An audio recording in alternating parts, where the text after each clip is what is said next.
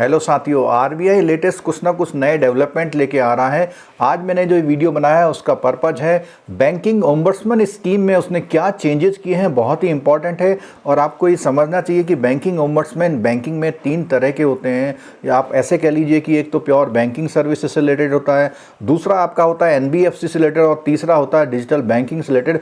तीनों ओम्बड्समैन को एक कर दिया गया है। तो इस वीडियो को विस्तार से देखने से पहले अगर आपने मेरा चैनल सब्सक्राइब नहीं किया तो चैनल सब्सक्राइब कर लीजिए।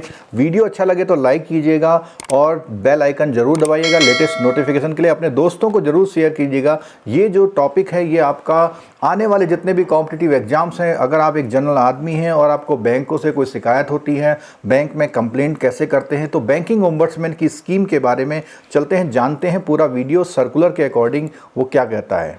चलिए, ये सर्कुलर है, देखिए 12 नवंबर का है। इसकी आगे टच कर रहे हैं हम। टच करने का मतलब पुरानी ओम्बड्समैन को थोड़ा सा कि क्या होता है ये। तो ओम्बड्समैन हमारी जो बैंकिंग इंडस्ट्री में है, इन्होंने कैटेगराइज किए हुए हैं। कितने ओम्बड्समैन कैटेगराइज किए हैं बैंकिंग इंडस्ट्री में? एक तो बोला हुआ इसने बैंकिंग ओम्बड्समैन स्कीम जो हमारी प्योर बैंकों में लागू होती है। प्योर बैंकों से मतलब बैंक में लागू होती है। बैंकिंग ओम्बड्समैन स्कीम 2006 नाम है इसका, ठीक है। दूसरा उसने बोला एनबीएफसी वाली। दूसरी कौन सी है? 2018 एनबीएफसी। तीसरा बोला उन्होंने डिजिटल ट्रांजेक्शन ओम्बड्समैन। 3 ओम्बड्समैन है। कितने ओम्बड्समैन है? 3 ओम्बड्समैन है। अब उन्होंने कहा, इसे प्रॉब्लम मैंने भी फेस करी थी, मैं भी एक बार परेशान हुआ था। मुझे किसी पर्टिकुलर एनबीएफसी के अगेंस्ट में जाना था, तो सो कॉल्ड आरबीआई का रीजनल ऑफिस है, वहां एक सज्जन थे काफी सीनियर। उन्होंने मुझे पता है क्या कहा? मैं गया था इनके अगेंस्ट में, सिविल के अगेंस्ट में।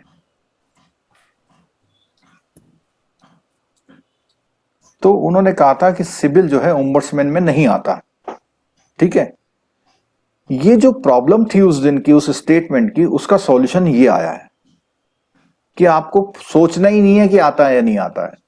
आपको इन सब की कंप्लेंट एक ही जगह पे करनी है। क्या करनी है? एक जगह पे।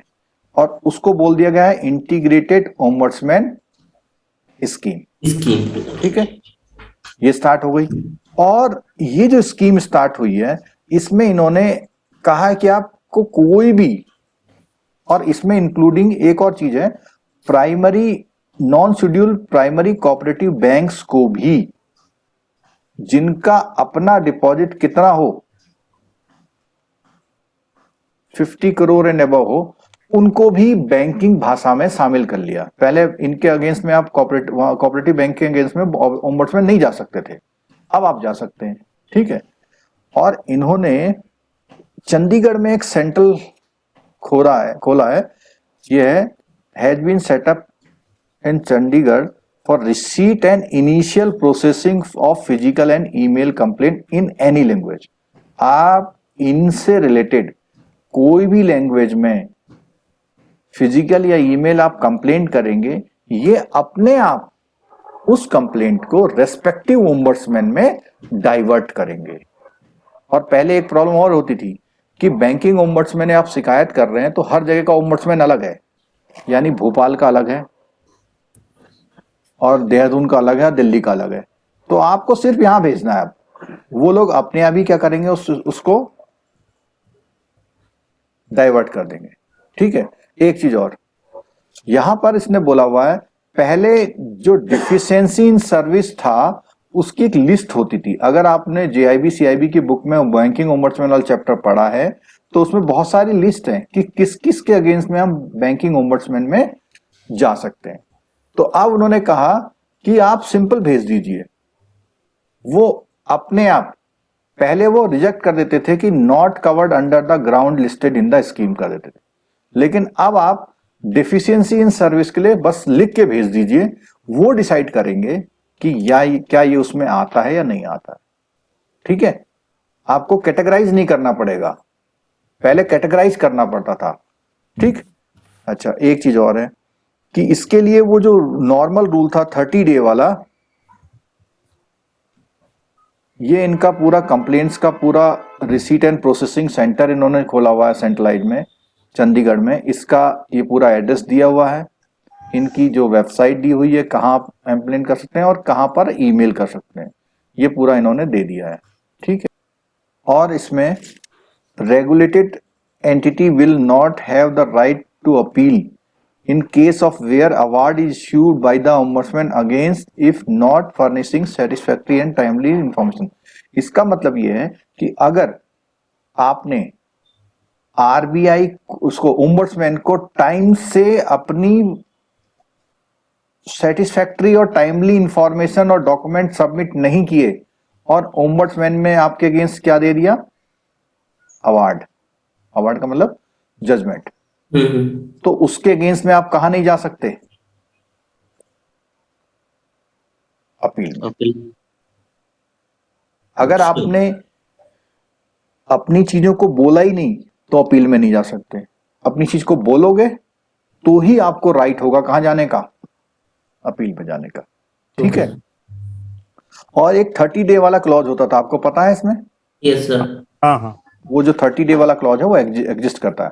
उसने कहा है कि in service rendered by the entities regulated by RBI if not resolved to the satisfaction to the customer और not replied within 30 days. तो जो भी आपकी शिकायतें हैं 30 डे तक अगर बैंक रिप्लाई नहीं करता है, उसी के बाद कस्टमर कहां जा सकता है,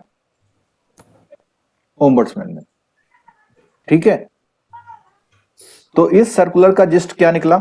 एक चीज और है, ये जितनी पावर होती है ना, वो पावर कौन से सेक्शन में होती है आरबीआई को? 35A। बैंकिंग रेगुलेशन एक्ट के सेक्शन 35 में या section 45L of RBI act, ठीक है, या payment and settlement system act, इन सब में। ठीक है, ये जितनी पावर है तीनों को मिला करके will provide cost free redressal to the customer complaint involving deficit. तो ये पहले से था, तीनों चीजों में वो थी कि आपको कस्टमर को विदाउट पैसे के रिड्रेसल करना, उसके जो ग्रीवांस है उसको सॉल्व करना है। ठीक है, तो ये जो आपका ये नया जो चेंज आया है, ये ध्यान रखिएगा, इसका नाम क्या दिया हुआ इन्होंने, इंटीग्रेटेड ओम्बड्समैन स्कीम। और इसमें 3 चीजों को कवर किया गया है, एक तो बैंकिंग ओम्बड्समैन नॉर्मल वाला, और दूसरा किसको, एनबीएफसी को, और तीसरा डिजिटल ट्रांजैक्शन को। तीनों को कवर किया हुआ है। ठीक है, तीसरा किसको किया हुआ है, डिजिटल ट्रांजैक्शन को।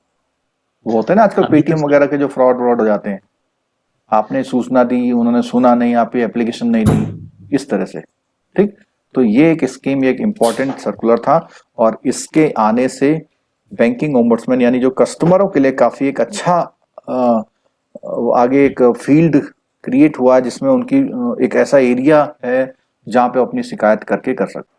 साथियों, बैंकिंग ओम्बड्समैन के इस नए डेवलपमेंट के बारे में आपको ये जानकारी कैसी लगी? अगर जानकारी अच्छी लगी तो वीडियो को लाइक ज़रूर कीजिएगा और अपने दोस्तों के साथ शेयर कीजिएगा। मिलते हैं अपने नेक्स्ट वीडियो में नेक्स्ट डेवलपमेंट के साथ जल्दी।